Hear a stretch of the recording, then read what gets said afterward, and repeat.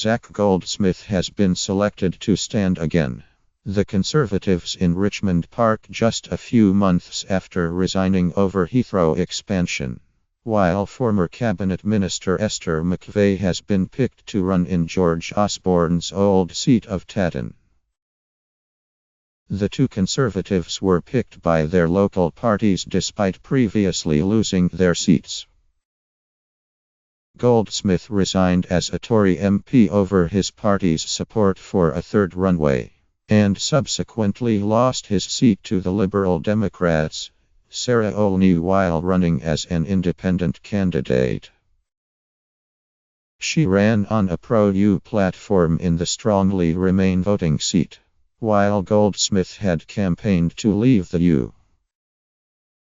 He is a controversial choice after being accused by some of his own party of running a dog-whistle Islamophobic campaign to be Mayor of London against Labour's Sadiq Khan.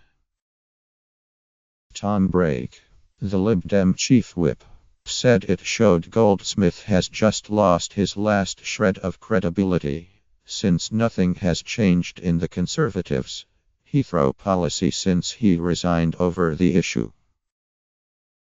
People in Richmond Park voted resoundingly against a hard Brexit and against Heathrow expansion, both backed by Zac Goldsmith's Conservative Party, Brake said. Instead, they voted for the Liberal Democrat Sarah Olney. McVey, a former disabilities minister who sat in David Cameron's cabinet, lost her Wool West seat to Labour at the 2015 election.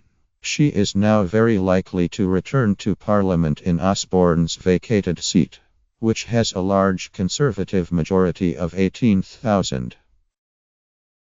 The Conservatives are predicted to win an overall majority according to the opinion polls, but Labour and the Liberal Democrats have a chance to make some gains in pro-Remain areas represented by Tories.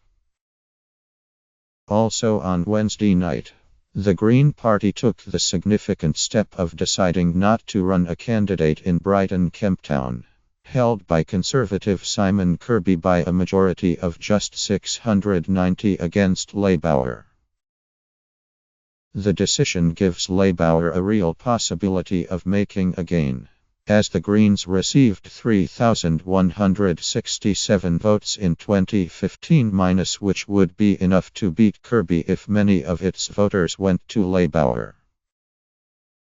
It is the first credible example of an attempt at an anti-Tory progressive alliance, an idea which is supported by a number of Labour and Green activists, but has faltered over a tribal unwillingness of parties to stand down in specific seats. A number of UKIP branches have already declared they will not stand against pro-Brexit Conservatives.